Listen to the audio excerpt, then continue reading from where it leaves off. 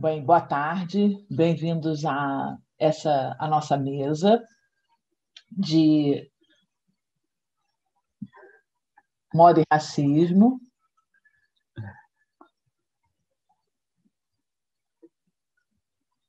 Só um minutinho.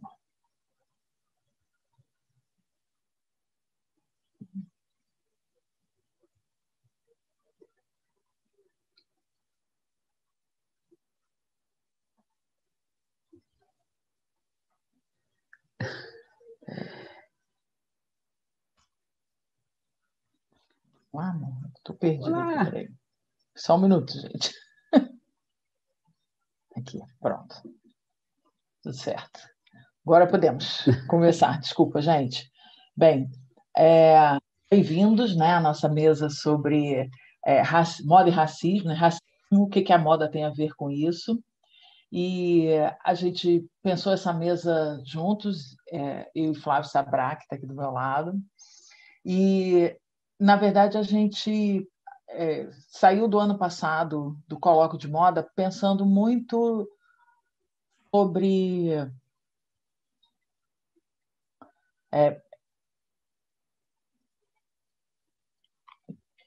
porque está dando um eco difícil, né? Vamos lá. Não sei. Pronto. Na verdade, a gente saiu do ano passado do Colóquio de Moda pensando muito sobre... Deixa o YouTube mudo, entendi. Só um minutinho, gente.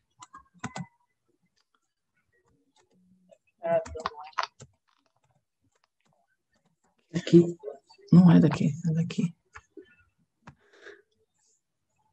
Problemas técnicos, gente, desculpa. Pronto.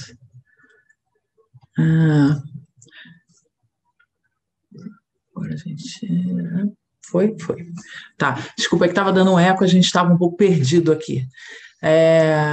Então, vamos lá. A gente saiu do ano passado do Colóquio de Moda falando sobre como que a gente sentia falta de ter no colóquio espaços que pudessem falar de uma moda que está em outro lugar, né?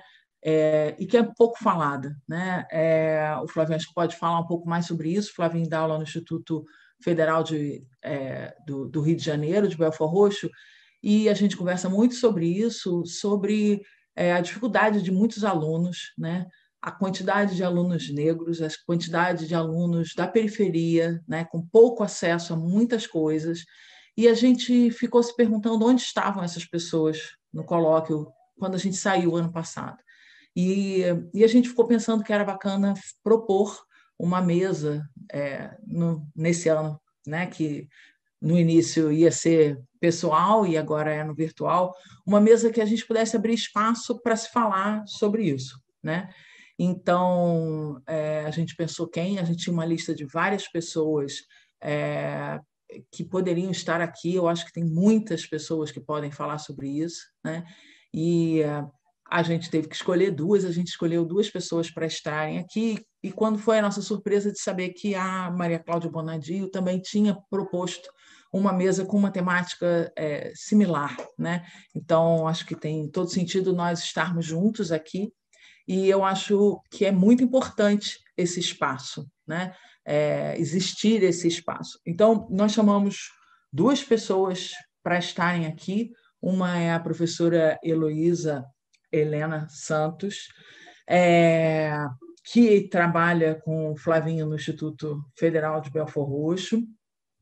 Ela é doutora em design, mestre em ciências sociais, professora e coordenadora lá no Instituto Federal de Belford Roxo.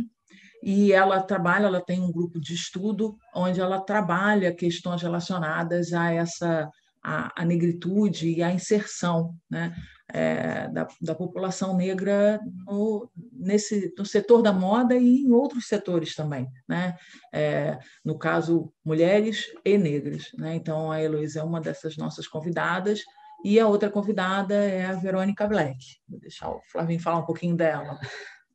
Olá, todo mundo. Que bom revê-los. Saudade. A gente está aprendendo aqui nesse mundo virtual e eu acho que é super importante que muitas coisas desse mundo vão ficar. Eu estou aqui com Débora Bilu, como vocês conhecem, e a gente teve muita felicidade em ter sido aceita essa mesa, né? A Elo é uma amiga de longa data, ela estudou conosco. Verônica, há mais de 20 anos, conheço a Vê, o Gui, a família. E quando a gente discutiu isso no ano passado e a gente trouxe isso, uma tônica, e eu queria já fazer um agradecimento aberto aqui à diretoria toda, a presidência da ABPEM, que esse ano nos ofertou, enquanto coordenadores, entradas gratuitas e graciosas para os alunos, né? Então, sou muito grato a essa direção por isso, porque hoje, por muitos anos, eu fui funcionário do Sistema Senai, trabalhei no Senai C-Ticket, onde eu sou muito feliz, fui muito feliz, e hoje eu estou no Instituto Federal do Rio de Janeiro, no campus Belfor Roxo, na Baixada Fluminense, e numa cidade onde possivelmente é o pior IDH do Rio de Janeiro, né? E também é bacana porque a gente convidou para a nossa interlocução aqui, que também está por aqui, a Sara, que é a nossa aluna, que depois ela também vai aparecer e vai perguntar também. E assim é meu grau de felicidade, porque a gente tem feito várias pesquisas na Baixada Fluminense, em linhas de pesquisa, eu com a Elo, com a André, com o Jonas, com a Nena, um grupo grande de lá, onde a Bilu também participa, e vários outros amigos, e que mais de 80% da população se considera nas respostas negra e de baixa renda, ou baixíssima renda. Então, a gente tem que mudar esse quadro. A palestra anterior ela foi fundamental para a gente entender que nós temos que ter essa obrigação dessa inclusão. A gente não pode fugir disso, a gente tem que pensar nisso e botar isso como pauta do dia. E a gente tem que dizer que assim, a gente tem que mexer em PPC, a gente tem que pensar nos conteúdos, a gente tem que ser inclusivo. Quando eu falo e a gente pensa sobre isso, né, e eu discuto muito isso com Débora, e com Elo, e com Verônica, e com todos os outros, e com todos os meus amigos que participam do colóquio enquanto GT, enquanto pessoas que pensam sobre isso, é nosso papel. É nosso papel enquanto educador pensar diferente. Por isso que eu e Bilu, a gente tinha vários outros amigos para convidar. Mas a gente chegou a Elo, porque hoje está diretamente na educação em Belfor Roxo.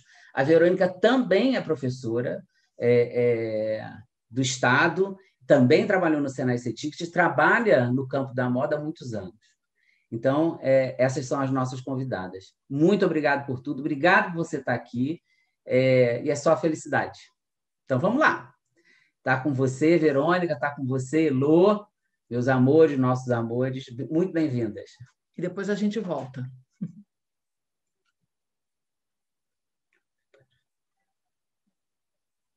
Som da Elô. Pode abrir para Elô, Marcela. Boa tarde a todos, espero que estejam me ouvindo bem. Se não estiverem ouvindo, avisem aí, por favor, no chat, que a Sara está ligada e ela faz as devidas adaptações se for necessário. Tá? Primeiramente, eu queria me apresentar, né? Já fui apresentada Heloísa, sou professora no Instituto Federal do Rio de Janeiro, formada na área de Ciências Sociais, Sociologia, e também na área de produção de vestuário, né? Na área de moda.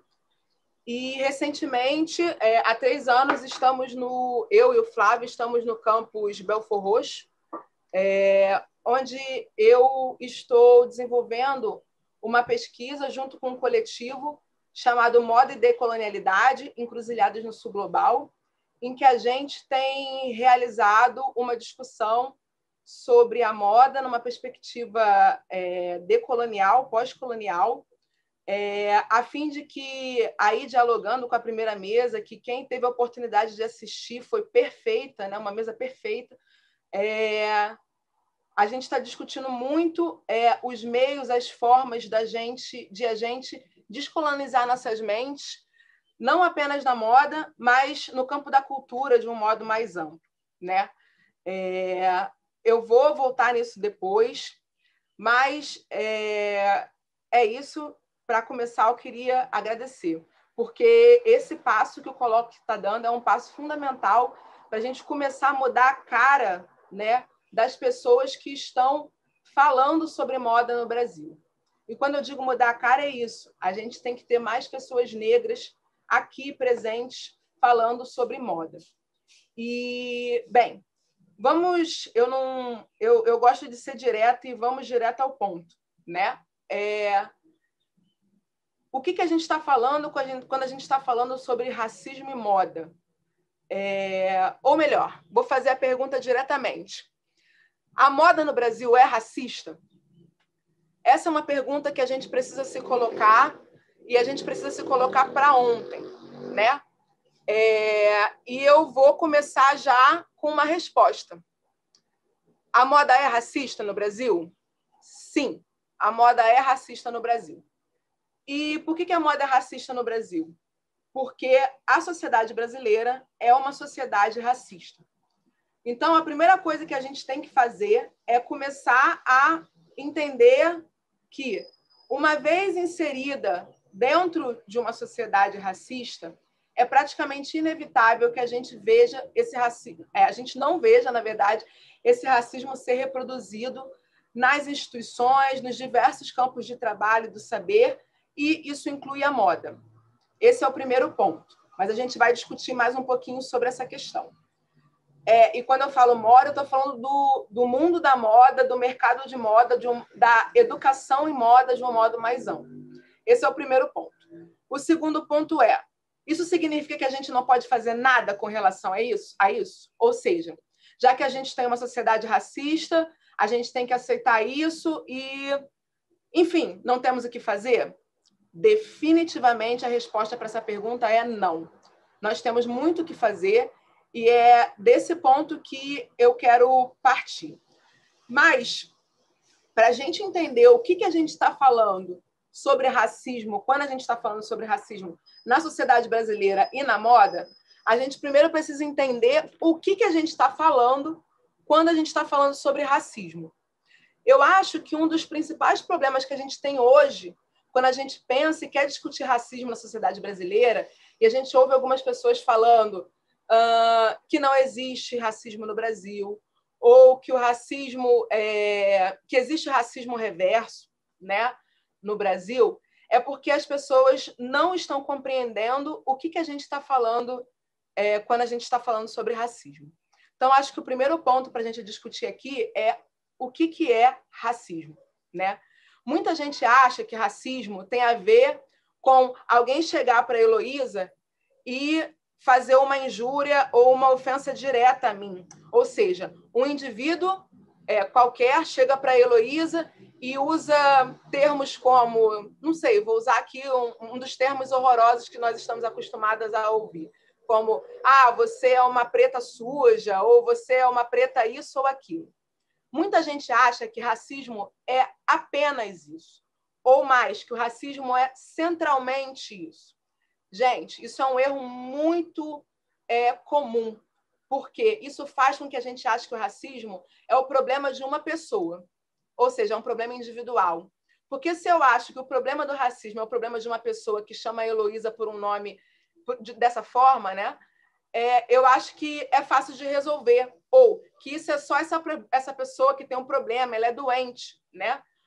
E o racismo, ele além de ser um problema individual, e é isso que a gente tem que ter em mente, ele é um problema cultural, ele é um problema estrutural, ele é um problema que está em todas as partes da nossa sociedade, no indivíduo, nas instituições, porque está na cultura. Quando a gente para de olhar o racismo como um problema de uma pessoa, a gente para de olhar o racismo como um problema de uma pessoa que é doida, que não tem nada a ver, que está atrasada ou que é doente. Não, o racismo não é apenas ou centralmente o problema de um indivíduo, tá? E como é que... Então, o que é o racismo?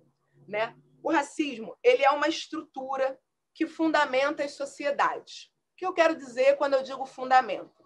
A nossa lógica de funcionamento social é uma lógica que trata de maneira desigual brancos e negros, né? E com negros, é importante dizer, a gente inclui pessoas pretas e pardas. A gente está pensando aqui numa categoria como é utilizada pelo IBGE.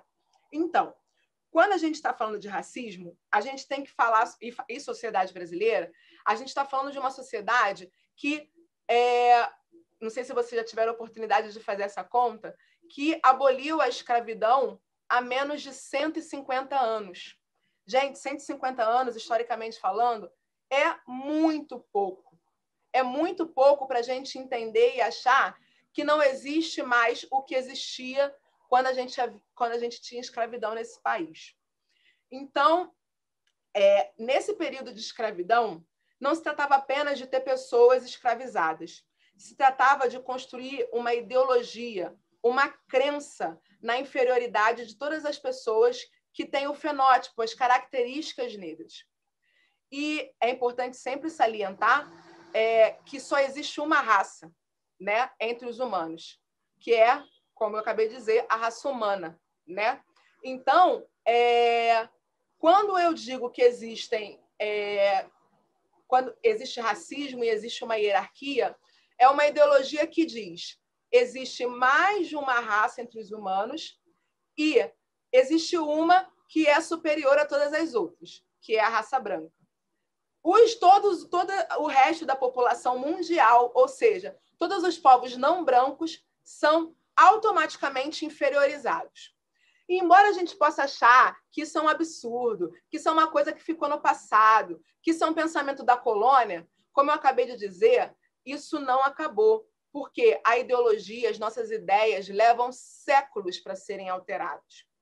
Isso piora quando a gente pensa numa sociedade brasileira que aboliu a escravidão por ser pressionada, não apenas como a gente ouviu muito falar na nossa escola, que não é totalmente verdade, né? Porque foi pressionada não apenas pelos ingleses, né? Como a gente aprendeu muito frequentemente na escola, mas também foi pressionado pelos movimentos raciais, antirracistas que haviam no Brasil, por ex-escravizados que estavam comprando alforria, por pessoas abolicionistas aqui dentro do Brasil. Ou seja, sempre desde o período colonial houve um movimento antirracista, negro e de pessoas brancas também lutando contra o racismo dentro do Brasil. A gente, para começar, precisa mudar essa perspectiva histórica de que o Brasil não lutou contra isso. O Brasil lutou sim e ainda luta.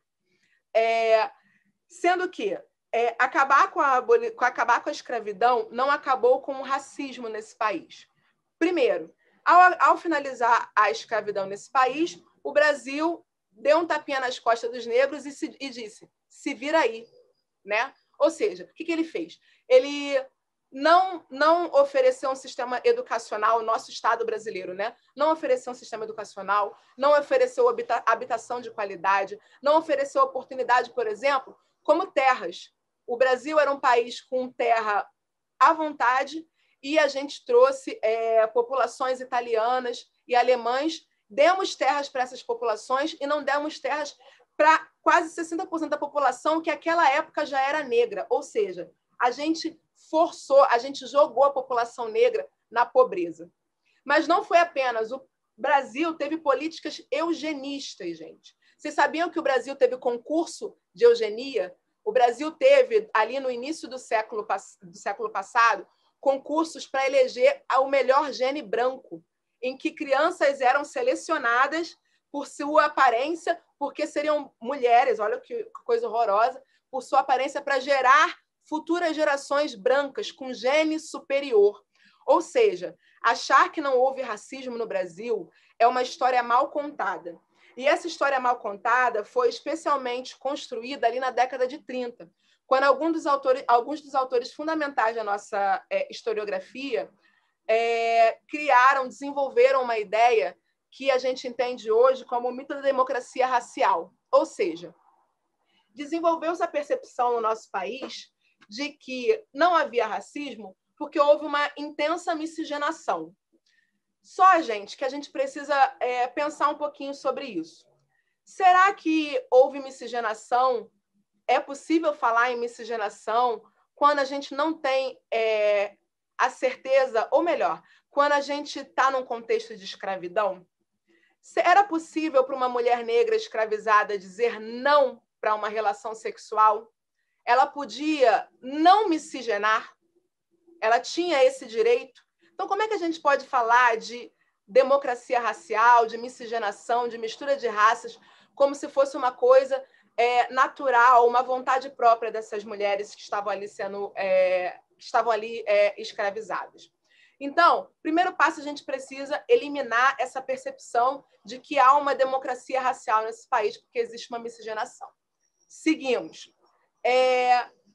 Quando a gente fala de estrutura, a gente está falando, então, dessa sociedade que aboliu a escravidão muito tardiamente, que nunca fez nenhum tipo de planejamento estatal para reparar esses anos e anos de escravidão, né? E que, como eu falei, jogou os negros na pobreza. Até hoje, isso tem efeitos muito sérios na sociedade brasileira. E aí a gente começa a pensar não apenas na sociedade como um todo, mas na moda especificamente como instituição parte dessa sociedade, né? Quando a gente pensa no último século, no século passado, né? A gente, como sociedade brasileira, demorou muito. Quando eu digo demorou muito mesmo, porque as primeiras ações a nível de Estado, né, de governo brasileiro, que pensaram na intervenção para reduzir as desigualdades entre brancos e negros, foram realizadas no final dos anos 90. E apenas nos anos 2000, início dos anos 2000, meados dos anos 2000, que a gente começou a ter políticas efetivas para reduzir as desigualdades entre brancos e negros, né? Ou seja, embora a abolição tenha sido realizada em 1888, a abolição de fato da população negra ainda está em curso, né? E por que eu digo que ela ainda está em curso? Porque se antes a gente, no período da colonização, a gente tinha uma sociedade que autorizava, que dizia, ok, tá certo termos seres humanos como nós sendo tratados como animais, porque era assim que os negros eram tratados naquela época, como animais. Inclusive, vocês devem ter visto isso na escola, os negros eram comprados pelos dentes, assim como os cavalos. Ou seja, as pessoas negras não eram vistas como iguais, elas eram vistas como animais. Ou seja, você, por meio do conceito de raça, você tratava um ser humano como algo inferior, como um animal, como algo menor, né? Então, essa percepção, ela foi aos poucos sendo desconstruída durante o século XX, mas ainda está entranhada, ainda está dentro da nossa sociedade. Um exemplo disso é quando a gente ouve falar em racismo reverso. Só para exemplificar isso muito rapidamente, por que a gente diz que não existe racismo reverso? Porque para ter racismo, num primeiro lugar, eu preciso de um Estado por trás, autorizando práticas de inferiorização, de hierarquização e de morte de pessoas baseadas na raça. Nunca houve, por parte do Estado brasileiro, políticas de morte de pessoas brancas, mas houve política de morte de pessoas negras. Por exemplo, durante o período colonial, em que um senhor de engenho podia matar o seu escravo se ele acordasse um dia de mau humor, né? Então, gente, por isso que a gente nunca pode falar de racismo reverso, porque para falar de racismo a gente precisa falar de história, de política, de um Estado por trás. Pois bem, vamos chegando mais próximos aqui no tempo, né? Quando a gente fala de racismo estrutural, a gente está falando também de uma sociedade que é racista não apenas, como eu falei, individualmente, mas nas suas políticas, nas suas ações ainda hoje. Vamos dar um exemplo prático. No início do século passado, o samba foi perseguido. E por que o samba foi perseguido? O samba foi perseguido porque era uma manifestação cultural negra. E tudo que era desenvolvido e de manifestação cultural negra era perseguido e criminalizado. Aquela época, o samba, assim como as religiões de matriz afro, assim como a capoeira, foram criminalizados. As pessoas que estavam envolvidas poderiam ser, pessoas negras, obviamente, né? Poderiam ser presas. E tudo que envolvesse a manifestação dessas culturas poderia ser reprimido. Hoje, um século e pouco depois, o samba é exaltado como raiz. Mas vocês acham que isso acabou? É uma pergunta que eu coloco para vocês. O que acontece, por exemplo, com o funk? O que a gente ouve frequentemente ainda hoje sobre o funk? A professora Maria Cláudia falou mais cedo que ela hoje traz a estética funk, traz a estética do hip hop. Isso é fundamental, porque ainda hoje a gente ouve pessoas dizendo que funk não é cultura. O que a pessoa está dizendo quando ela diz que o funk não é cultura? Ela está, se a gente pensar que no nosso imaginário o que opõe cultura é a natureza, é a selvageria, essa pessoa está dizendo que uma manifestação cultural negra não é parte da cultura, é parte da selvageria, é parte da natureza. Ou seja, gente, hoje a gente ainda vê um discurso que era antes feito para o samba ser feito por funk, por exemplo. Ou seja, se antes a gente considera... Hoje, quando a gente olha para aquela época, a gente fala esse era um discurso racista, a gente tem que entender que ainda hoje a gente tem exatamente o mesmo discurso racista. E o que isso quer dizer? Que o racismo ele não é sobre, como eu falei, um indivíduo me chamando apenas de nomes ruins. É toda hora que a gente diminui uma manifestação cultural de uma população não branca, a gente está sendo racista.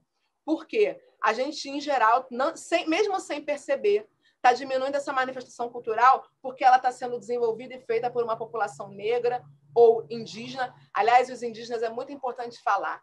A gente costumeiramente ouve as pessoas dizerem assim: ah, mas se tem celular não é índio. Ou, desculpa, já falei uma coisa horrorosa.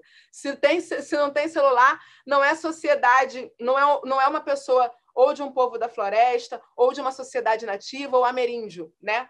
O que a gente está dizendo com isso? A gente está desqualificando toda a população que tem a sua ancestralidade e ainda hoje pratica a cultura indígena.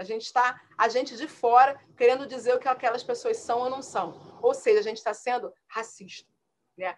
Então, o que eu estou falando, gente? Que ainda hoje, quando a gente fala de racismo, a gente não está falando, a gente está falando de todas as formas de preconceito, humilhação, inferiorização das práticas culturais de pessoas não brancas. E, infelizmente, a gente faz isso o tempo todo. Agora, vamos entrar no mundo da moda. Eu não sei já quanto tempo eu falei, mas eu tenho 20 minutos. Então, vamos entrar agora especificamente no mundo da moda. Como eu falei antes, né, o que a moda tem a ver com tudo isso? A moda, como qualquer outro mundo do trabalho, como qualquer outra instituição, o mercado, o mundo da moda, ele está inserido dentro dessa sociedade, né? Que é uma sociedade racista. E com isso eu não quero dizer que o estilista A ou o estilista B é racista nas suas práticas porque ele quer reduzir uma pessoa, mas porque uma vez inserido numa cultura racista, todas as instituições que ele percorreu durante a vida dele, por meio da educação, por exemplo, por meio das mensagens que são passadas no nosso dia a dia, ele vai aprendendo que as pessoas negras não são tão qualificadas, tão capazes, tão trabalhadoras, e por aí vai.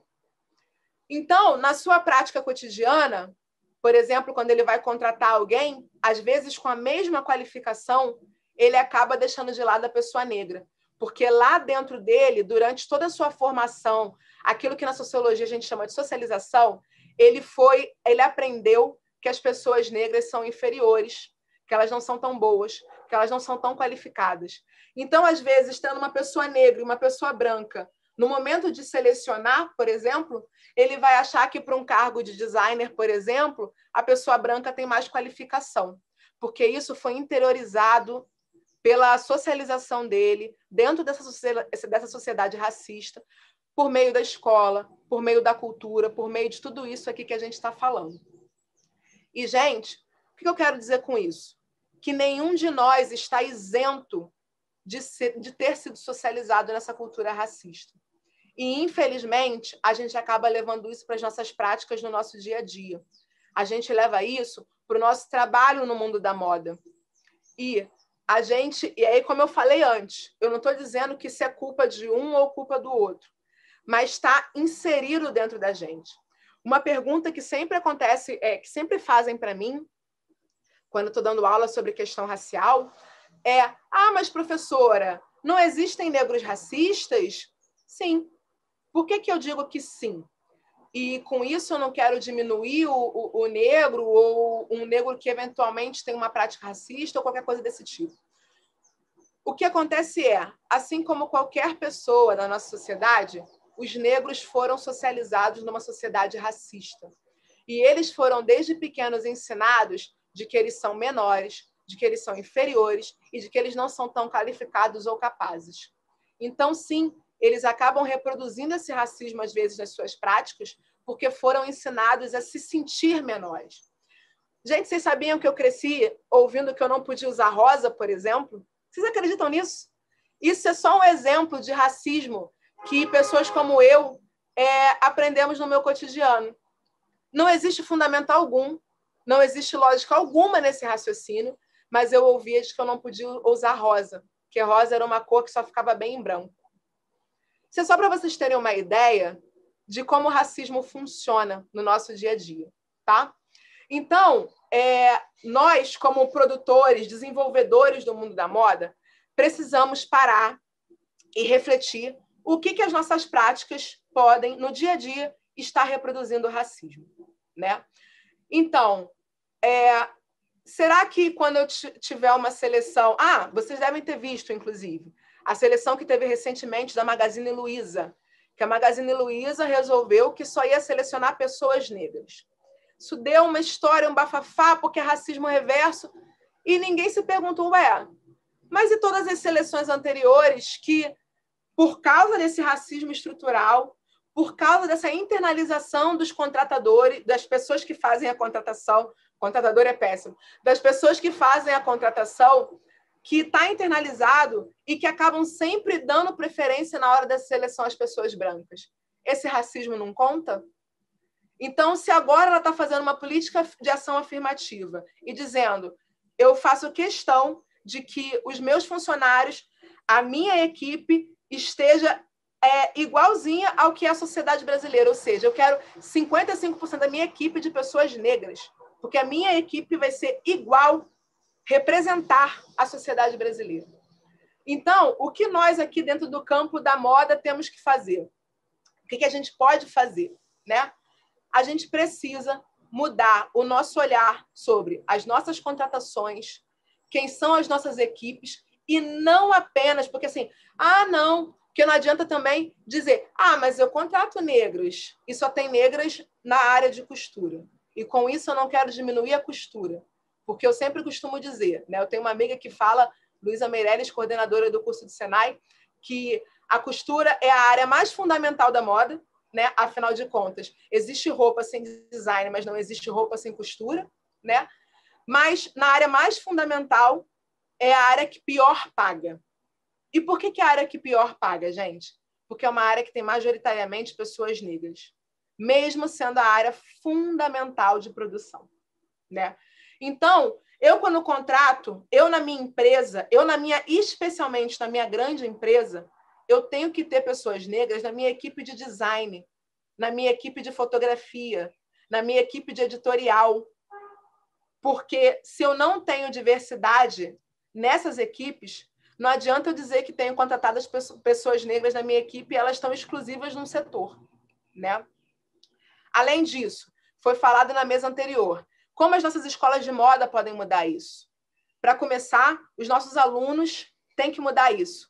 Então, tem um trabalho sobre qualquer coisa, qualquer área da moda, eu, como aluno, vou apresentar um trabalho sobre cultura negra dentro daquela perspectiva.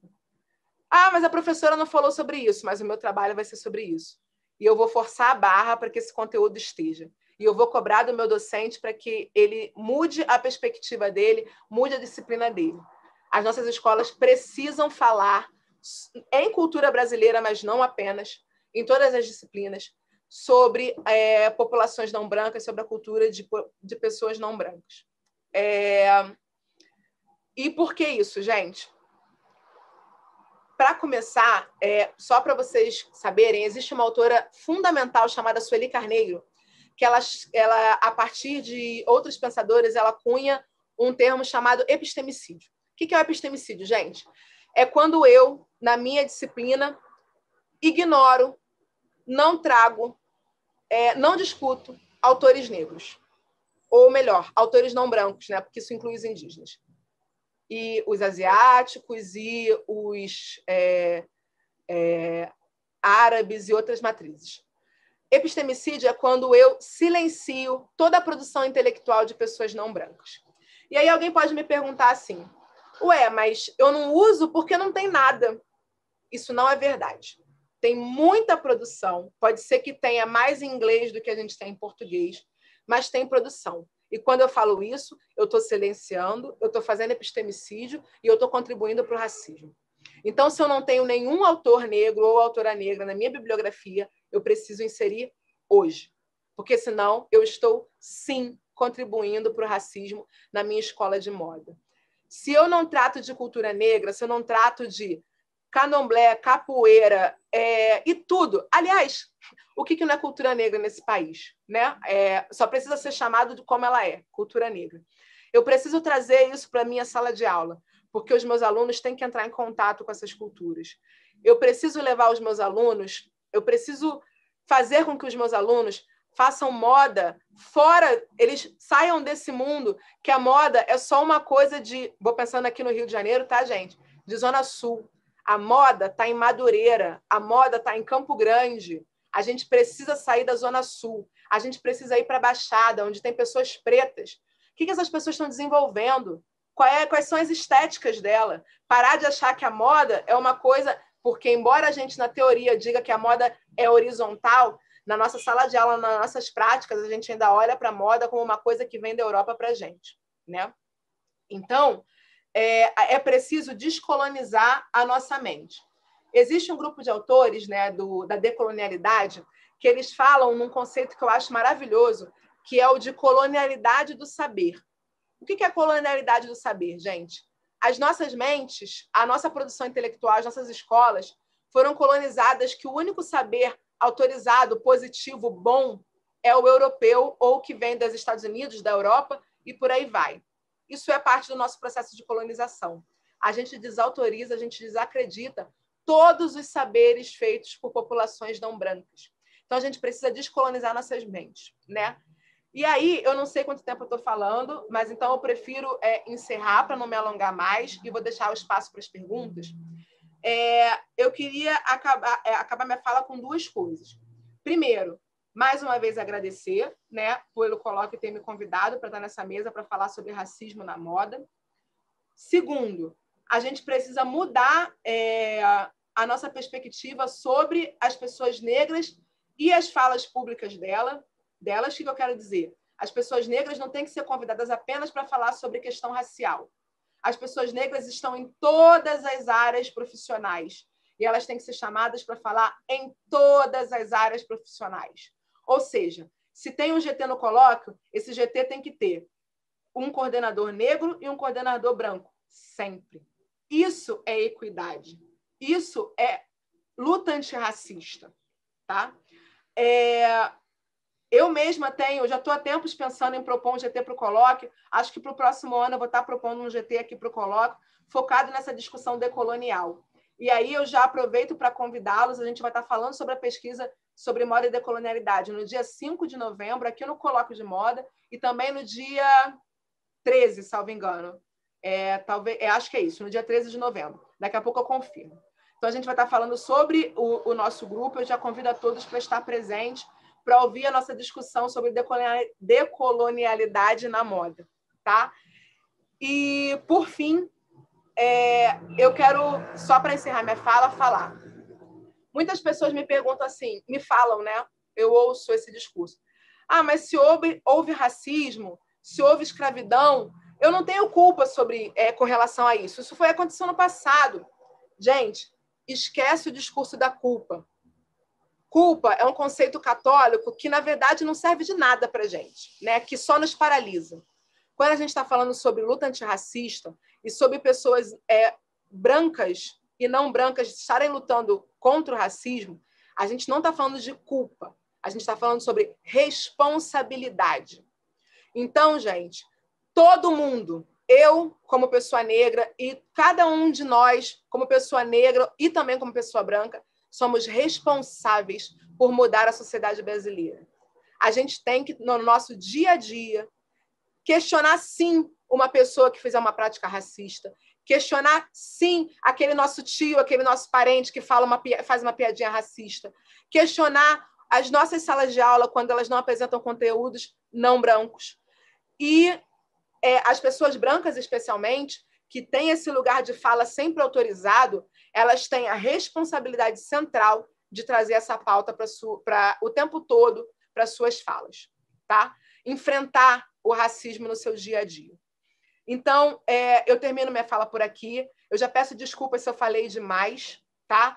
E, mais uma vez, agradeço. E espero vocês aí no dia 5 e no dia 13, nos nossos debates sobre moda e decolonialidade. Obrigada.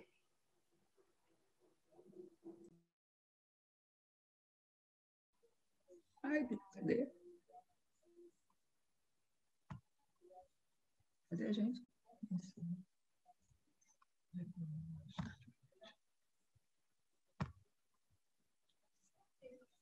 Oi, que aula linda. Eu sou apaixonado por ela também, mas por ela também. E também sou apaixonado pela V, que vai começar agora. A gente combinou com as duas que a gente vai deixar as duas falarem e depois a gente vai juntar todas as perguntas. Por isso que a Elô falou que ela tinha 20 minutos. A gente falou um pouquinho mais que isso, mas a ideia é exatamente que elas falem um pouco das visões de que vêm de lugares diferentes e não está aparecendo, eu acho. Tá, agora tá. Então, a gente combinou que no final a gente vai trazer as perguntas, tem várias falas, assim, a Sara lindamente já passou para a gente aqui, então a gente vai passar a palavra para a Verônica e depois a gente volta com elas e vamos passar todas essas perguntas e o que vier mais pela frente aí, tá bom? Então, a gente passa a palavra agora para a Verônica, que tem um conhecimento imenso dentro da área, né, do trabalho mesmo de confecção. Ela é uma pessoa ligada com belas artes, que trabalha com desenho, mas que trabalha com moda há muitos anos, colega do Flavinho da época de estilismo e com muita bagagem. Hoje ela também trabalha junto com o Gui, no Dining Talks, então achava que ela depois pode falar um pouco disso também. E aí é isso, vou passar para a Verônica agora. Obrigado. Vai lá, Verônica. Venha contigo, linda. Boa tarde, gente. Primeiramente, quero agradecer estar aqui no colóquio, né?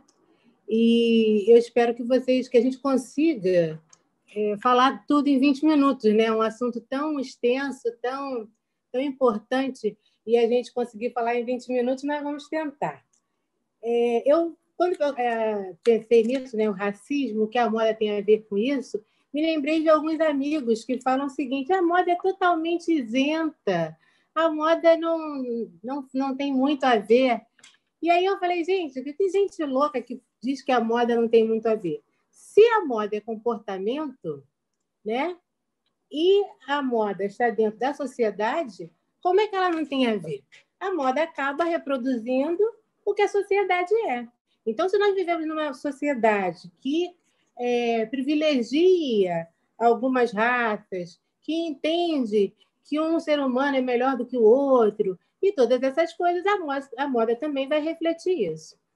Dito isso, eu vou começar a colocar para vocês, eu preparei uma apresentação, eu fiz até um histórico, uma linha do tempo, mas como a Elô já pegou bem essa parte, eu vou me ater mais à parte da moda. E aí eu vou pedir para vocês passarem o slide. E aí eu vou lá no dicionário e vejo o que é moda. Gostos, modos de agir, de viver, de sentir, que pode ser sugerido por estilista, né? Que sou eu, no caso, ou figurinista. Moda é um comportamento social, está lá no Aurélio. Pode passar. E o que é racismo? Conjunto de narrativas e crenças que estabelecem uma hierarquia entre as raças ou etnias numa sociedade. Então, reforçando o que a Elô falou, não existe racismo reverso, porque não fomos nós que decidimos que o branco seria melhor do que o negro. O racismo é uma criação do branco, né? O negro estava lá na África e foi trazido aqui para o Brasil em 1540 para ser escravizado. Ele não era escravo quando estava na África. A África já tinha lá as suas divisões, então a África não é um lugar só, é um continente com vários países, e as pessoas costumam também misturar isso, são 54 países. Então, vocês percebam a diversidade, né? A riqueza, a qualidade da cultura. E que a gente está totalmente brincado. O Brasil está muito envolvido. Vocês imaginam, se a gente foi descoberto em 1500, em 1540 chegam os negros aqui, olha como é que isso faz parte da nossa cultura, né? A gente, algumas pessoas querem negar, mas não tem como. É nato, isso é nosso. O brasileiro é negro, índio e branco. Não tem como, mas infelizmente, né, as pessoas racistas começaram a determinar que o que importa é o eurocentrismo, é o pensamento eurocêntrico, é o pensamento que o branco é melhor. E a gente sabe que não é nada disso, né? Somos todos humanos, mas infelizmente não somos tratados como humanos. Né? A Elô falou também que os nossos ancestrais, né, foram escravizados e eles eram marceneiros, ferreiros, curandeiros. Então, tinha uma cultura na África que foi trazida para cá. A nossa escavação em Minas Gerais de ouro, os escravos que fizeram, porque eles sabiam, eles tinham essa competência. Então, é importante a gente entender isso, que o negro está totalmente imbrincado, totalmente envolvido com a nossa cultura, com o que é ser brasileiro. E a gente, infelizmente, não aprende isso na escola. A gente, na escola, não aprende que o escravo fazia tudo isso. Né? A gente tem aqui no Rio de Janeiro o Museu da Escravidão e da Liberdade. E lá tem uma escada toda em rococó, toda torcida de madeira, que foi feita por escravos. E não tem nada lá dizendo que foi um escravo que fez. A escada toda de encaixe, não tem um prego, gente. Então, é uma inteligência deles que a gente aprendeu. Né? Então, entendendo isso, que a moda e o racismo caminham desse jeito, porque a moda está inserida na sociedade. E nossa sociedade, infelizmente, é racista. Pode passar. Aí eu fiz uma linha do tempo que mostra a estrutura racista do Brasil. Eu não vou falar tudo, tem vários pontos, mas o que eu quero mostrar para vocês é o seguinte: como os negros foram prejudicados pelas leis brasileiras. A gente chegou num momento, na década de 60, 50, talvez, que Gilberto Freire vai dizer que o Brasil é uma nação democrática, que nós vivemos uma democracia racial. Se vocês forem em qualquer estado do interior, ou cidade mesmo do Rio de Janeiro, se a gente falar em racismo, a gente apanha, porque eles não aceitam. Eles dizem, não, que isso? Não tem nada disso, todo mundo é igual. Só que não é. Só que não é. Principalmente na questão profissional, a gente percebe que não é. E na moda também, que é reflexo da nossa vida social. Então, eu vou mostrar alguns, eu botei todos os períodos onde a gente... Eu chamo a gente porque eu sou negra, né? Então, assim, mas eu quero dizer, como a condição do negro no Brasil foi muito sofrida, porque quando a gente pensava que a gente ia conseguir ascender, vinha um e puxava para trás e não deixava ir à frente. Pode passar, por favor. Então, 1540, segundo Laurentino Gomes, né, que tem aquele livro maravilhoso, Escravidão, os escravizados começam a chegar ao Brasil. Então, lembrando sempre que eles não eram escravos na África, isso aí é história, que o pessoal gosta de contar. Eles eram capturados, sequestrados e importados para cá. E outro lance interessante também é que em 1580 já tinha o quilombo. O que era o quilombo?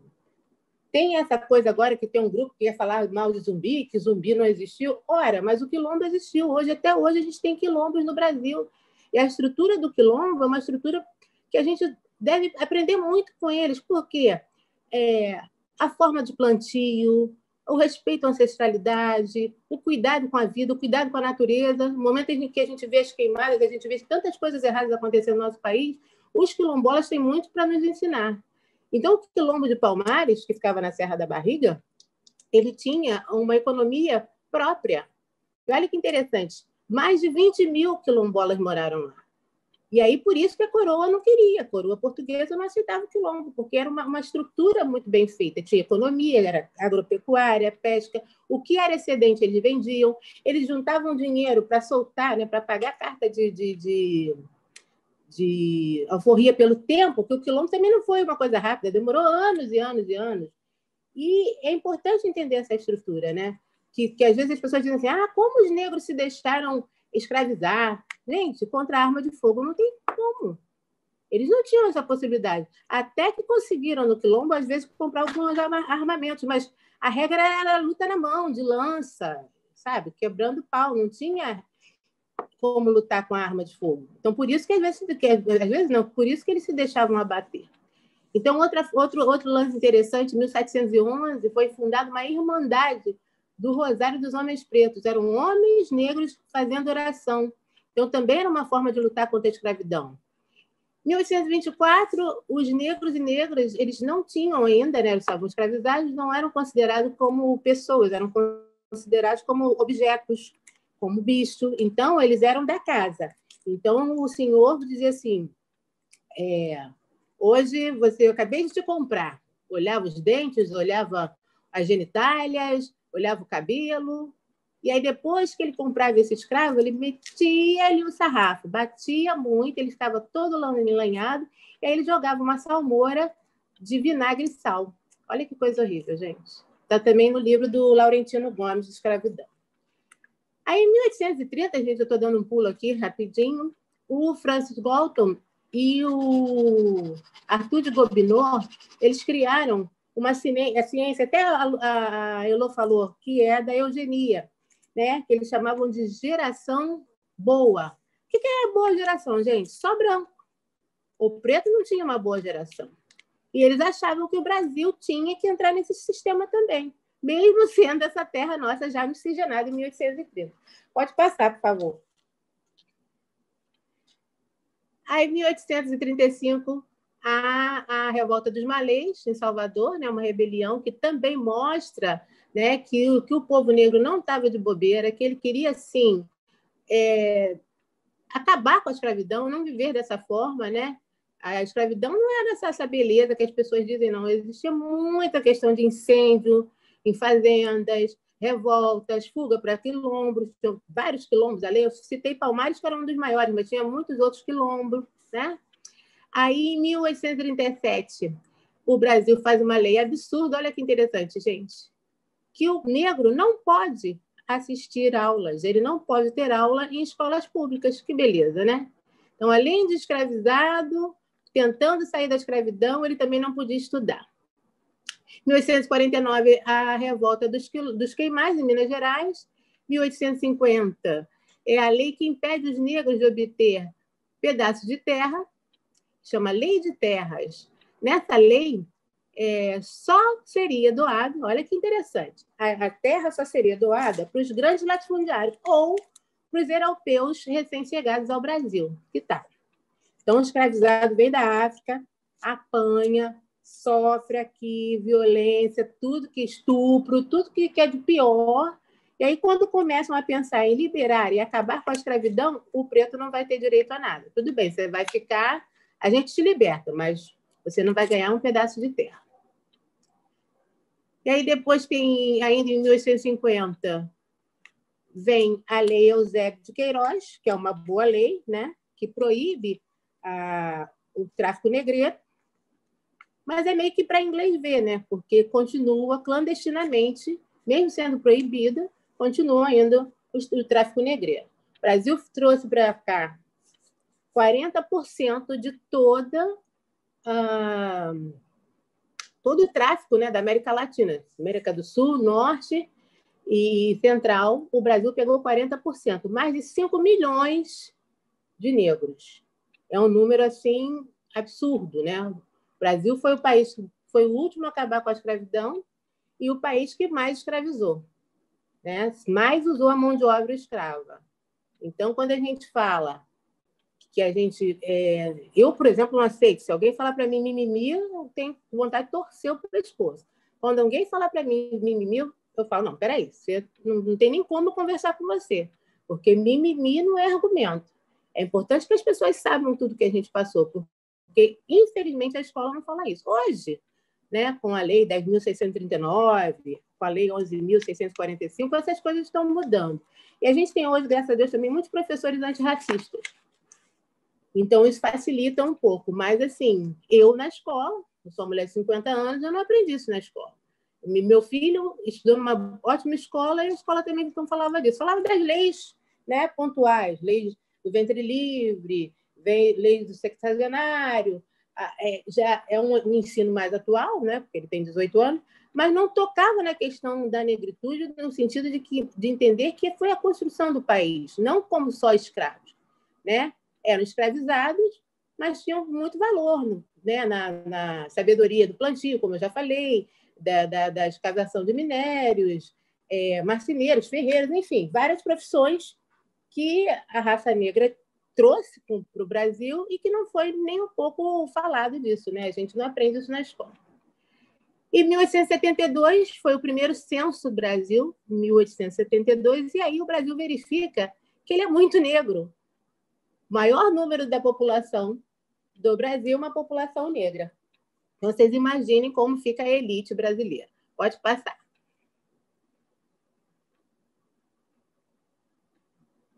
Em 1878 surge o decreto que determinava que o negro poderia estudar, mas só à noite, depois de cumprir a sua carga horária extensa de trabalho. Vocês imaginem que, naquela época, a carga horária do negro era de 8, no mínimo, a 16 horas. Lógico que não eram 8, né, gente? Então, você imagina, o camarada já estava cansado de trabalhar o dia todo, aí ele ia tentar estudar. Lógico que ele não conseguia, né? Poucos eram os que conseguiam. Em 1888, a nossa maravilhosa Lei Áurea, né? Que é uma lei que liberta os escravos, mas que não dá apoio nenhum, e Elô falou disso também. O negro não tem um acesso à terra, não tem um trabalho, não tem uma enxada, né? Os Estados Unidos deu uma enxada e um facão para o cara sair plantando. Agora, o escravo brasileiro não teve nada disso. Quando acabou a escravidão, entre aspas, né? Por isso que a gente fala muito do dia 14 de maio, coincidentemente é o dia do meu aniversário, que é um dia que os negros ficaram pensando assim, gente, a gente foi solto, mas o que a gente tem? A gente não tem um pedaço de terra, a gente não tem como estudar, a gente não tem um dinheiro, né? Uma indenização, a gente está largado aqui. E essa situação traz consequências terríveis, né? Porque a gente sabe que com a largada do povo negro, né? Dos escravizados, pelas ruas, né? Vamos dizer assim, você saiu, você não fica aqui. Ou eles voltavam para as fazendas para trabalhar de graça por um prato de comida, ou ficavam perambulando pela rua para tentar arrumar um dinheiro, né? E aí, logo depois, surge a lei contra vadios e vadiagem. Deixa eu ver quando é que é o ano que ela está aqui. Eu acho que é 1911, eu não estou enxergando bem. Desculpa aqui, eu sou meio ceguinha. Não, mas é mais para frente. Enfim, é isso. Aí eles vão para a rua para procurar emprego, mas aí não pode ficar na rua porque é vadiagem. Não pode ficar na rua porque você é africano e tem a sua religiosidade. E essas pessoas começam a ser presas porque estão na rua. Você vê que é uma outra forma também de dificultar a vida do negro. Você não pode estudar, você não pode trabalhar, você não tem onde morar. O que a gente vai fazer com essa gente? Então, vocês vieram, nós trouxemos 5 milhões de escravos, né? Vamos colocar assim, 5 milhões de pessoas que foram trazidas para serem escravizadas. O que o Brasil faz com essas pessoas quando acaba a escravidão? 1931 foi criada a Frente Negra, né? E essa Frente Negra queria se tornar um partido, mas aí Getúlio Vargas ele proibiu, porque ele disse que se tivesse essa Frente Negra, o Brasil ia ficar dividido. Ora, o Brasil já é dividido, né? O Brasil já é dividido. 1934 é a primeira vez, o primeiro ano que o Brasil pode votar, né? O Brasil não, o negro pode votar, perdão. Então, nessa época, antes disso, o negro não podia votar também. Por quê? Como eu falei para vocês, no censo, né, verificou-se que tinha mais negros do que brancos no Brasil. Se os negros votassem, a elite branca ia perder. Então, também não se podia ter negro votando. Vocês se reparem como é que as coisas foram feitas para dificultar a nossa ascensão. Tudo bem, vamos liberar os negros, acabou a escravidão, acabou a abolição da escravatura. Ora, e o que a gente tem? Nada. Aqui, num decreto de 9.081, eu pulei essa parte, mas é interessante falar para vocês. Esse decreto garantia que todas as passagens dos europeus recém-chegados ao Brasil seriam pagas pelo governo brasileiro e seriam doados para eles também pedaços de terra, educação, medicamentos, transporte, hospedagem e todo tipo de benefício para que eles pudessem se estabelecer no Brasil. O que a gente chama disso, gente? É uma cota, só que é para branco, europeu. Então, eu trago 5 milhões de escravizados negros. Para eles, eu não dou nada. Mas aí eu mando chamar o alemão, o italiano, o, sei lá, português também. Nada contra. Pode chamar todo mundo. É importante que a gente tenha essa troca com outros países. Mas e para o pessoal dos países africanos? O que o brasileiro deu para essa gente? Pode passar. Aí, em 1951, a lei Afonso Arinos, que é uma lei importante, inclusive agora, Maria, agora que eu vinha estar batendo palma para ela por causa dessa frase, que ela disse que tudo agora é racismo, tudo agora é mimimi. Poxa, é que se entendendo. Agora, Maria é uma mulher de 74 anos, é difícil mudar a cabeça de uma mulher já dessa idade, né? Mas ela foi a primeira a usar a lei Afonso Arinos, a primeira no Brasil, sofreu racismo e usou a lei. Aí agora ela está dizendo que tudo é mimimi, tudo é racismo. Vamos pensar, né, gente? E aí, em 1990, a gente começa a falar das leis de cotas, né, das ações afirmativas. Em 1978, é formado o Movimento Negro Unificado, né, que é um movimento muito importante para a gente. Várias coisas que conseguimos foi através do movimento negro. Nós não podemos desprezar o movimento. O movimento é um movimento tranquilo, calmo, nunca foi de querer brigar, de ir para a rua, sempre foi de construir. O movimento negro tem essa característica, às vezes até é criticado por isso, por essa postura de paz, de diálogo, de apoio, mas é importante dizer o que o movimento negro tem feito e ainda faz, ainda que esse governo atual diga que não importa, que não precisa. Precisa sim. Se não fosse o movimento negro, nós não estaríamos nem na metade do que a gente conseguiu alcançar. 2001, a Conferência Mundial contra o Racismo, Xenofobia, em Durban, né, na África do Sul. 2003, a gente tem a lei criada 10.639, que é uma lei que a gente tem trabalhado muito. Eu sou professora do município do Rio, participo de grupos antirracistas, que a gente tem feito esse trabalho, né, e visto como é importante para a criança, né, para as crianças negras, não negras, porque elas precisam se ver representadas. Então, faz uma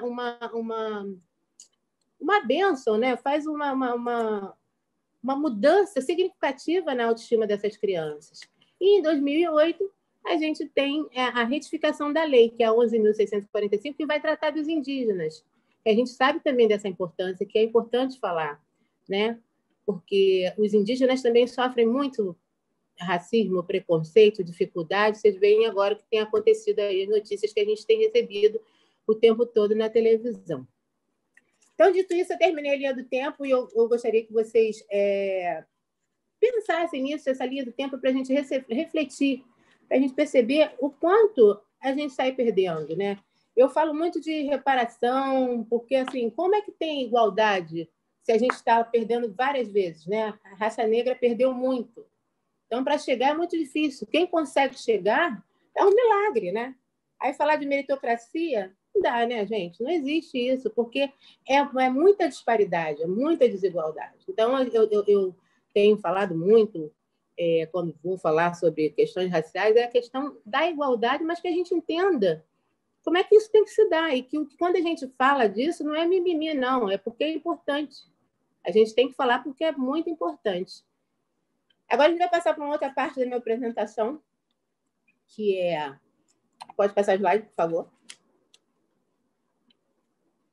Que eu vou falar do racismo na morte. Eu separei, gente, várias situações de racismo que a gente tem vivido ainda em 2020. Pode ser o ano que for, né? Mas a gente, infelizmente, tem passado por essas situações. Pode passar o próximo slide. Aqui é o Tyler Mitchell, que é o fotógrafo da Beyoncé, que foi o primeiro, o moleque tem 23 anos, ele é o primeiro fotógrafo negro a colocar fotos na Vogue. Que tal? 126 anos, a Vogue nunca teve um fotógrafo negro. Isso é o quê? Racismo. Pode passar. Essa modelo famosa, ela fica muito chateada, porque todo backstage ela tem que levar a maquiagem dela. Ela é uma negra retinta, e aí ela fica impressionada. Poxa, eu desfilei para Vivienne Westwood, Balenciaga, Rick Owens, uma galera fashion danada aí, da pesada, vamos colocar assim, Louis Vuitton. Mas toda vez que eu vou para o desfile, eles não têm a minha maquiagem, aí eu fico cinza. Que também, não deixa de ser um racismo. Então, por que o maquiador não tem a maquiagem para as modelos negras? Vocês reparem que são coisas pequenas, mas se a gente não chama atenção, passa despercebido. Pode passar. São Paulo Fashion Week do ano passado só teve 12% de modelos negros. Vamos pensar na nossa sociedade brasileira. 56% das pessoas, né, da população brasileira, se diz negra. Como é que num desfile, numa semana de moda, só tem 12%? Era para ter, no mínimo, 50-50, né? Metade, metade. Se a gente é 54%, a gente tem um percentual de negros a mais, a gente tinha que passar esse número, né? 12% é muito pouco. Pode passar. Aí a estampa da Farm, uma estampa polêmica que representa um período colonial onde tem escravizados, tem boi, né? Então, você imagina, né? Quando a Elo até falou disso e a gente tem que parar para refletir. Se você tivesse uma pessoa negra na tua equipe, provavelmente essa pessoa diria, gente, isso aí não dá, esse tipo de estampa não dá. Não dá para botar esses personagens, isso não foi legal, isso é um período do Brasil que não foi legal, né? Muita gente fala assim, o Brasil não viveu guerra, porque o Brasil não sabe viver porque não teve guerra. Que coisa pior do que a escravidão? Quantas pessoas morreram? A forma como os negros eram tratados, meus antepassados, meus ancestrais, a forma como os castigos absurdos, a gente não pode esquecer disso. E aí vem uma marca de moda, um designer desavisado, né? Racista, que faz uma coisa que outro dia, que no ano antes já tinha tido uma polêmica, que foi com a Maria Filó. Então, assim, essas coisas a gente não pode mais deixar passar, a gente não pode aceitar, porque o mundo está mudando, então a moda tem que mudar também. Pode passar o próximo. Olha isso, gente. Um desfile na Semana de Moda de Nova York. O jovem designer, né, o garoto estava se formando, quis fazer esses looks aí bem irreverentes. A modelo negra falou que não ia botar, porque realmente é grotesco, né? Você vê que nas modelos brancas está horrível, você imagina uma menina negra que já não se fica à vontade, ainda ter que usar um adereço de lábios e orelhas de macaco. Aí sabe o que ele respondeu para ela? Mas não fica assim, não, é rapidinho, é um incômodo só de 45 minutos. Ela falou, não vou fazer. Então, assim, além dele ter uma postura racista, né, de achar que o corpo feminino, o corpo negro, ele pode fazer o que ele quiser, ele ainda disse para ela que era só 45 minutos. E aí ela foi para as redes sociais, foi reclamar desse look horroroso. Modéstia parte, não. Vocês me desculpem a sinceridade, né? Aí o pessoal da Semana de Moda falou que respeitava o gosto artístico do aluno e que eles iam verificar se ele realmente tinha sido racista, né? Então, a galera ainda tem essa vontade de passar pano. Pode passar.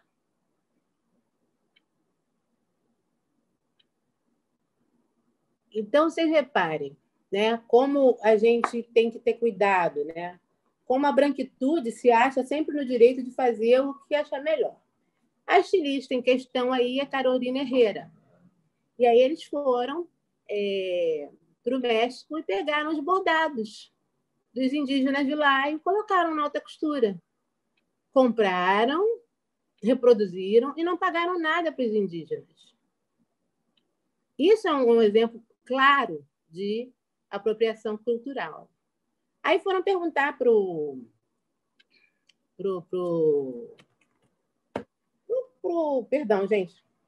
coordenador da marca, não falaram com a Carolina Herrera, não. E ele disse que não, a gente estava fazendo uma homenagem, a gente acha lindo, a gente não está se apropriando, não. Aí até o governo do México intercedeu, porque achou tão absurdo o negócio, porque todo mundo sabe os preços da Carolina Herrera, né? Os preços que ela pratica, uma maison caríssima, né? Todo mundo sofisticado. E o que é pior, né, gente? Ela não foi a primeira nem a última. A gente tem Zara que faz isso, Mango, Isabel Marant, Rapisoja.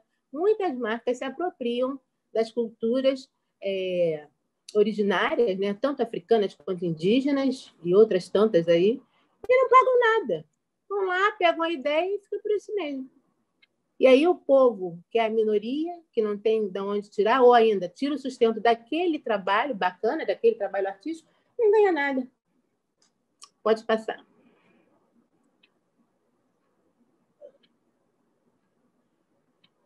Essa notícia mais ou menos recente é o vice-presidente da Versace. Ele foi parado por policiais. Ele estava dentro da marca, ele é um cara negro, estava dentro da loja Versace, que é uma maison sofisticada, e os policiais perguntaram: o que você está fazendo aí? Ele falou: não, mas eu trabalho na marca. Não, mas não é possível, não sei o quê. Então, até ele explicar que o focinho de porco não era tomada, se fosse no Brasil, já tinha levado um tapa na cara. Lá eles abordaram, tal, mas ficou naquela coisa ruim. E ele diz: poxa, eu estou em Beverly Hills, enquanto negro, tudo bem. Mas meu espírito não está. Por quê? Porque está sempre com medo de ser abordado, né? Então, o que eu estou fazendo aqui? Né? Às vezes a gente quer parar de falar de racismo, gente, mas a gente não consegue, porque o tempo todo você leva uma. Às vezes você está numa boa, num evento, não sei o quê, mas chega uma pessoa e te lembra que você é preto. Então, são coisas que a gente, às vezes, enquanto branco, não se apercebe. Eu tenho várias amigas brancas, tal, e que são antirracistas. Quando eu conto algumas coisas, elas dizem: não é possível. É possível, sim. Quanto os absurdos assim, do racismo, que elas não acreditam. Então, é o tempo todo, né, a moda reproduzindo o que a sociedade é. Racista. Infelizmente. Pode passar.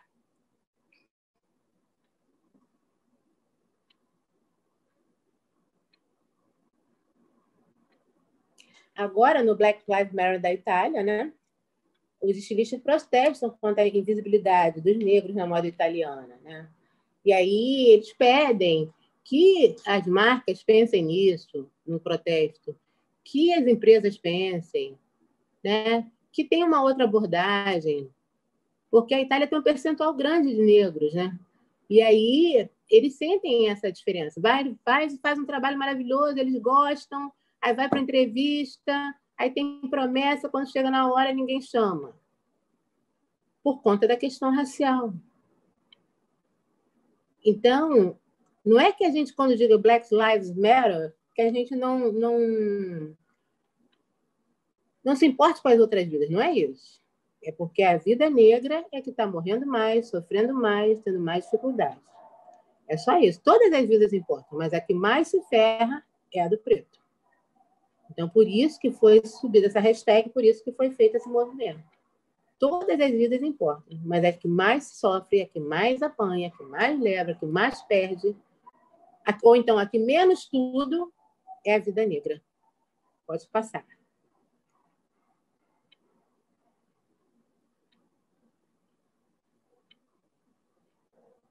Aqui, gente, são os modelos daquele movimento que foi no Instagram, que era moda racista. Esse perfil começou muito bem, mas causou tanta confusão, porque elas botaram o dedo na ferida, que elas tiveram que acabar com o perfil. O perfil não tem mais, mas pelo menos o trelelê foi feito, a confusão foi feita, e foi importante, porque elas denunciaram, vários foram denunciados. Paulo Borges abriu o perfil dele para falar com essas modelos negras, né? E histórias assim tristes, histórias da gente chorar também, junto com as modelos, de maldade, de cabeleireiro, de maquiador, de falta de respeito, né? Porque é sempre essa situação, achando que o preto pode fazer tudo.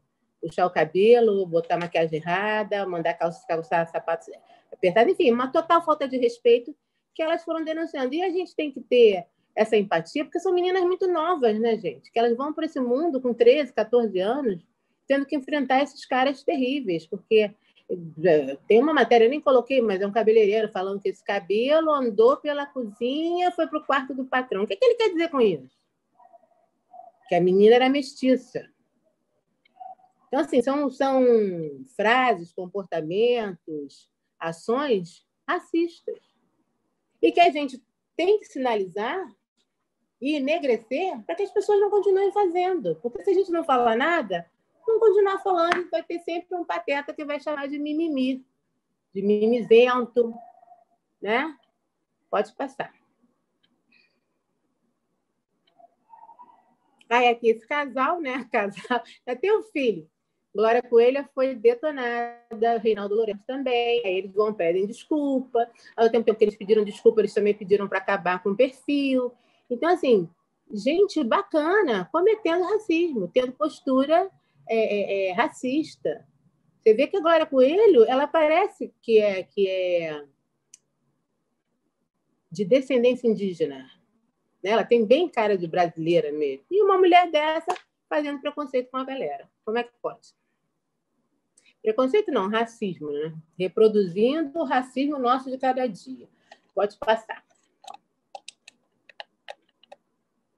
Aí aqui são os influenciadores negros, que essa matéria saiu essa semana, questionando isso, né? Como é que pode? A gente trabalha pra caramba e a gente ganha menos do que os brancos não postam nada, não tem conteúdo nenhum, e a gente também só é chamado para falar de racismo, e os influenciadores estão ficando cansados, né?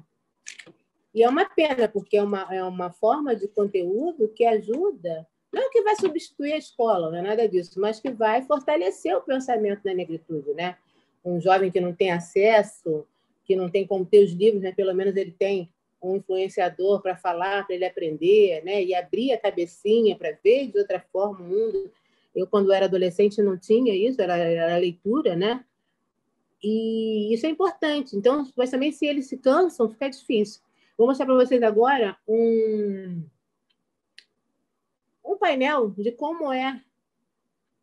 quais são as raças, né? Já que a gente fez essa racialização, como é que é o retrato dos criadores de conteúdo. Então, vocês reparem, os pardos, 22%, os brancos, 57%, 57%, os pretos, 17%, e amarelos indígenas, 4%.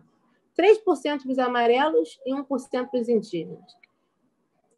Então, vocês reparem que nem do assunto que você quer, por exemplo, se eu fosse indígena, eu até sou neta de índia, minha avó era índia, mas se eu quisesse ter um conteúdo indígena, eu ia ter que fuçar muito, porque você não ia ter, porque não tem abertura, vocês reparem. Né? O gráfico, quem fala mais na internet, quem tem mais conteúdo, são os brancos. E provavelmente o branco vai falar de uma coisa que atende uma seara universal, mas só que a gente não é universal, a gente é pluriversal. A gente tem várias formas de entender o mundo, a gente quer aprender mais coisas, a gente não quer ter só uma visão. Né? A gente já viu que essa visão deles também não faz mais a nossa cabeça. Então, é importante a gente pensar nisso, né? Quem vai realmente nos representar? Pode passar. E aqui também uma matéria recente que saiu falando do algoritmo, o racismo no algoritmo, né? O algoritmo é que diz o que você vai vendo, a internet vai te mostrando, né? Por exemplo, eu adoro esses vestidos largos, tá? Aí, se eu postar alguma coisa nesse sentido, ou se eu vir alguma coisa nesse sentido na internet, o meu Instagram e o meu Facebook vão começar a me mostrar, mandar essas imagens, vestidos amplos, largos, tal, que o algoritmo detectou isso. Mas o que é interessante é que o algoritmo detectou também que os influenciadores negros não são vistos por seus seguidores porque o algoritmo só mostra cara branca. Olha que interessante. Então, essa é uma denúncia para o Twitter, para o Instagram, para o Facebook, que o algoritmo ele não reconhece a pele negra. Olha que doideira. Então, por isso, esse pesquisador está chamando de algoritmo racista, porque só verifica a pele branca. E você imagina, se o cara que está reclamando que não está tendo ganho, e ainda não tem nem os seguidores que possam ver tudo que ele posta, porque o próprio algoritmo faz essa confusão, você imagina como é que fica a situação. Então, é uma briga já que o pessoal está levantando, não só aqui no Brasil, mas fora também, para que essas coisas sejam revistas. Próximo slide é uma pesquisadora, pode passar, por favor? Que vem falando que desde 2017 a Joy, ela é estudante, né, do Instituto de Tecnologia, e ela tem percebido que alguns robôs não reconhecem seu rosto. Aí depois ela criou um projeto para auditar os algoritmos. Né? Interessante, que aí pelo menos alguém está tentando modificar essa situação. Pode passar. Aí, gente, vamos para o lado positivo da moda, né? As ações afirmativas do mercado de moda. A gente também não pode ser tão pessimista e dizer que nada está acontecendo. Sim, a passos de cada... mas está. Então, as ações afirmativas na moda. Pode passar, por favor.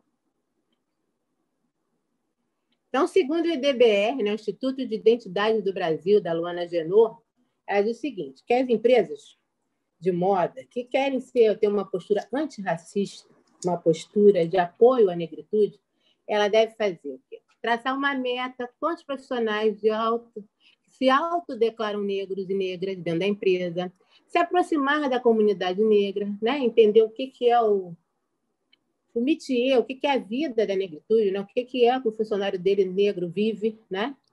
Aí fazer uma publicidade amiga, né, com a influência e os influenciadores negros. Então, são ações concretas para empresas no Brasil, que é uma necessidade política intencional. O que ela quer dizer com isso? É importante que a gente pense no todo, né? É importante que as empresas queiram que o seu funcionário negro esteja bem. Porque se a gente tem emprego para todo mundo no Brasil, vai ter menos assalto, menos fome, menos doença, né? Menos falta de educação. É bom para todo mundo. A questão do racismo no Brasil não é só para o negro. O negro é quem sofre, mas é também para o branco, que é ele que comete o racismo. Pode passar. Aí, a outra parte que ela diz aqui, né, o IDBR diz, então, fazer campanha de letramento, ou seja, ensinar sobre a questão da negritude, quem são os ídolos, quem são os ícones, quais foram os líderes, né, fazer um trabalho desse dentro das empresas. Eu fui chamada pela L'Oréal, fiz um trabalho bacana com eles para entender como é que se dava essa questão da mulher negra comprando os produtos de cabelo na L'Oréal. Não sei se vocês sabem, a Niele é da L'Oréal também, que é uma marca brasileira. Você vê como é que uma empresa multinacional, essa história que eu estou contando a vocês, já tem uns 2, 3 anos. Como eles estão preocupados, eles estão lá na frente. Então, se ele tem um cliente negro, ele tem que saber como é que esse cliente se porta. A Globo também me chamou para fazer um trabalho falando do que a mulher negra pobre, dos 15 aos 35 anos, ela quer fazer de manhã. O que ela quer ver na televisão? Então, chamou várias personalidades negras para falar disso. Entenderam que essa mulher ela quer trabalhar, mas não pode porque ela tem um filho pequeno. Não. Então, ela não pode porque ela tem que estudar. Então, reparem como a Globo pensa, né, nessa estrutura. O que a gente vai fazer para essa menina que está em casa, essa mulher que está em casa, que vai ver essa televisão, o que ela precisa ter? Né? Então, são cursos, são tutoriais, filmes que falem de possibilidades de empreendedorismo dentro de casa. Né? Aí, voltando lá ao IDBR, publicar o número de negros nos seus cargos executivos. Então, assim, se a Coca-Cola tem um negro no executivo, é importante que eles falem, porque é uma representatividade. Se a Petrobras tem, se a Vale do Rio Doce tem, enfim. Que essas empresas grandes comecem a falar disso, né? Para que a gente, para o jovem, principalmente, veja que ele pode chegar lá. Que isso não é um sonho impossível. E entender, por último, que os programas de inclusão não são um favor para o negro. Como eu disse anteriormente, o programa de inclusão é para você. Você que é do social, você da sua família, é pensar no outro, é pensar na comunidade, é pensar em todo o nosso social. Porque se os negros estão saindo da linha de marginalidade, estão estudando, estão trabalhando, então entender que você ter as ações afirmativas, a forma de a pessoa chegar, né, num patamar melhor, é para todos, é para toda a sociedade. Então não adianta achar que separar, que nunca vai chegar em você, que você não se mistura. Isso é bobagem. Isso é uma grandíssima bobagem. Então, é importante que a gente tenha essa empatia, que a gente entenda que as ações afirmativas das empresas, das universidades, da moda, né, são super importantes para a gente ter um mundo com mais igualdade, tenha um mundo mais igualitário, que a gente tenha mais equidade. Pode passar. Aí a Magazine Luiza, que a Elô também falou, né? Então é interessante, gente, entender o seguinte. Eu não sabia bem como se dava esse programa de trainees, e eu falei com um amigo meu advogado, falei assim, mas por quê? Só 20 pessoas? Muito pouco, não sei o que, por Verônica. Trainee geralmente é assim, são só 20 pessoas. Por quê? É para cargo de liderança e para que esse cara chegue ao executivo. Então, por isso, toda essa grita na internet. Porque o preto não pode chegar no executivo. Você está entendendo? Não foi só porque ela fez isso, mas é porque é um cargo para ser executivo. O que é o normal? O que é o padrão do Brasil? O executor é um branco. Pode ser o filho do patrão, pode ser o amigo do amigo, né? Igual a gente vê aqui no nosso governo ultimamente, é o amigo do amigo que pega os cargos. Pois é isso, e é isso que as pessoas não querem. Então, por isso que se fala muito da branquitude ou branquidade, que ela tem o privilégio. Então, quando ela diz que ela vai fazer um esquema de início só para negros, é que ela quer que os negros cheguem na exclusividade. Agora, não pensem, gente, que ela é boazinha, não. Ela está pensando nela, entendendo que se ela tiver mais gente negra trabalhando, é melhor para ela, vai ter um mundo mais igual, é o que eu falei antes. Não vai ter tanta gente fazendo coisa errada. Por quê? As pessoas estão trabalhando, estão ganhando o seu. Eu estou colocando assim, pintando de cores claras, para ficar bem tranquilo do entendimento. Porque não se enganem, para ela também foi muito bom, as ações até subiram. Então, eu espero que mais empresários façam isso. Entendeu? Mais gente faça esse tipo de coisa, ainda que um ou outro ache assim, professora, mas, poxa, eu não ia querer, porque eu queria concorrer como todos os outros. Não, meu filho, você não pode concorrer como todos os outros, porque não te tratam como todos os outros. Vou contar uma história rápida. Uma amiga minha era RH de uma empresa grande, não vou falar o nome, e aí, quando ela escolheu 2 meninos maravilhosos, só que os 2 eram negros, ela tinha que colocar 2 meninos na tal da vaga, fez entrevista com 10. E tinham outros 2 brancos que não eram tão bons quanto os 2 negros. O chefe que contratou ela para fazer esse trabalho virou para ela e disse assim, olha só, não quero preto não, tá? Não, mas eles são maravilhosos. Não, você vai dar... Mas agora, eu já falei que eles estavam bem, não sei o que não. Você vai dar seu jeito, falou exatamente assim para ela. E você vai escolher outros. Negro eu não quero. Então, são essas coisas que a gente passa. E que, contando, ninguém acredita. Né? Que é isso? O cara que não era qualificado. Não. Uma amiga branca minha, chefe de RH, me contou essa história. Então, a gente tem que entender que fazer a inclusão dos negros não é favor. É bom para todo mundo. Pode passar. Aí aqui um gráfico mostrando a diversidade da Magazine Luiza, saiu na revista do Estadão, ou no jornal do Estadão, não sei bem certo. E ela tem 53 funcionários pretos, 47 brancos, ou não pretos, ou não negros. E ela tem, nos cargos de chefia, 16% de funcionários negros na liderança. Então, vocês reparem, até que ela tem bastante funcionários negros na empresa dela, mas na chefia, apenas 16. Pode passar. Aí, gente, para finalizar, eu coloquei autonomia como solução, que é uma das formas também, né? Profissionais da moda quebrando barreiras, que é uma possibilidade. Também tenho falado muito com meus alunos, para eles tentarem empreender eles mesmos. Se vocês não estão conseguindo, se as empresas estão fechando portas, se a gente tem que passar por essas situações, desagradáveis do racismo, vamos para frente, vamos quebrar a barreira e vamos que vamos. Pode passar. Primeiro que eu estou colocando aí é o Kirby Jean Raymond, ele é da Pierre Moss. O que é Pierre Moss? Esse moleque, ele é de Nova York, nasceu no Brooklyn, é mistura, é negro com haitiano, né? E ele trabalhou com Marc Jacobs, ele trabalhou com a Casa Marquisa, trabalhou com a Taylor, várias marcas, né? E ele, quando se sentiu firme, ele falou, pô, vou criar meu negócio. E aí ele fez uma marca masculina, onde ele colocou no primeiro desfile só negros. No segundo desfile, principalmente negros. E no terceiro desfile, que foi agora, que é um com coral. Depois, se vocês puderem ver, procurem na internet que vale a pena. As roupas dele são bem interessantes e tal. E ele fala o seguinte, pode passar. Ele diz o seguinte, que a marca dele, o que ele propõe com a marca dele é um diálogo com a sociedade. Ele faz essa provocação. Então, vocês reparem que o cast dele, né? O cast dele é todo diverso, né? Tem preto de tudo quanto é jeito.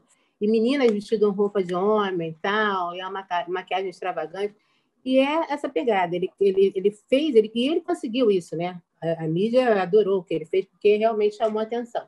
Pode passar outro. Nesse desfile, que é o último dele, ele colocou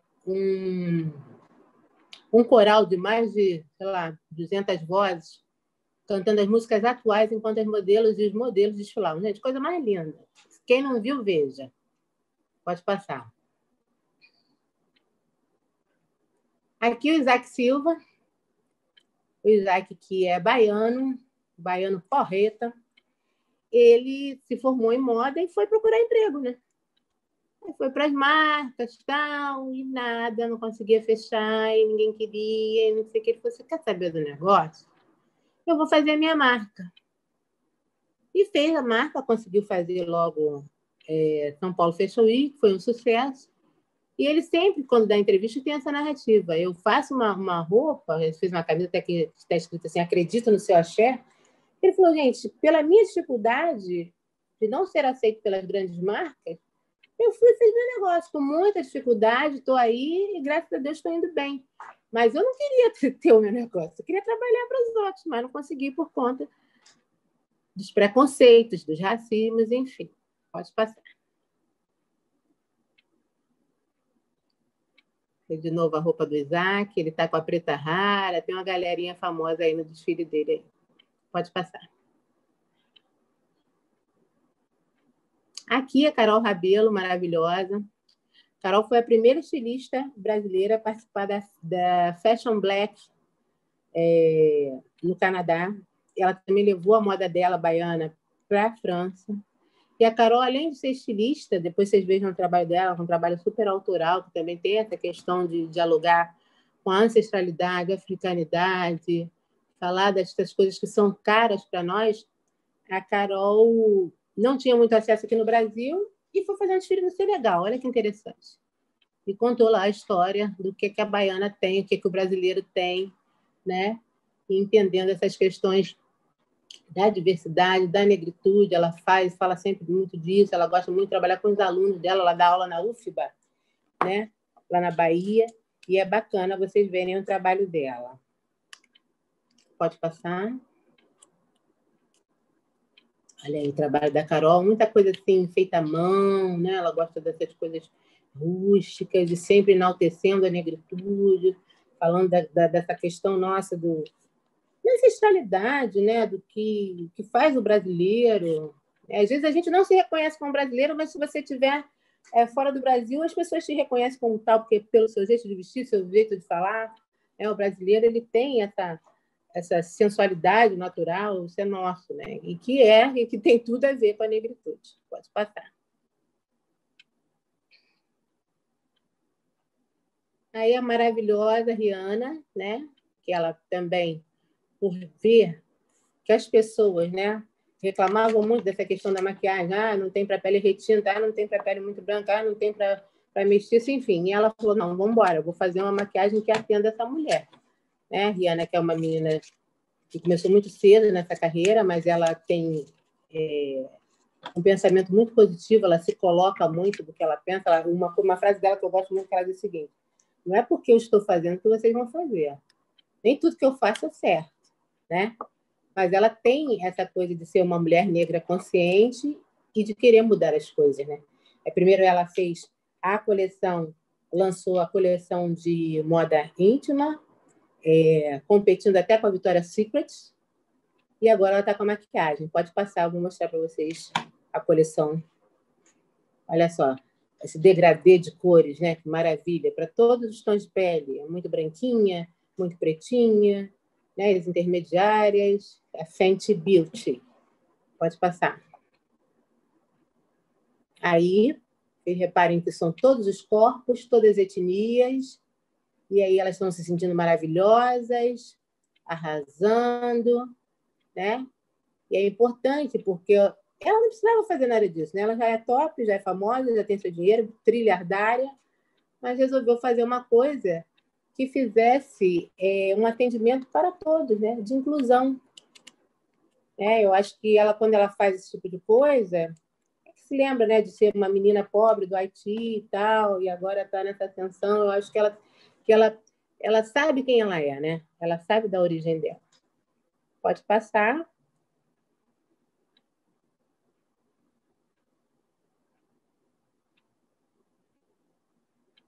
Todas as cores, né? Você pode ver, a cartela de cor é enorme. Eu acho que esse é o último slide, gente. Pode passar, por favor. Aí, a minha pesquisa. Mais um slide. E euzinha aí. Meu telefone, meus contatos. Espero que vocês tenham gostado. E vamos que vamos.